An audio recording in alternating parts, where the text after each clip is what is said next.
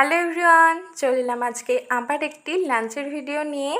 তো আজকে আমার লাঞ্চে রয়েছে খুব ইয়াম্মি একটি মেনু, রয়েছে গরম ভাত আর তার সাথে চিকেনের এরকম লাল লাল ঝোল।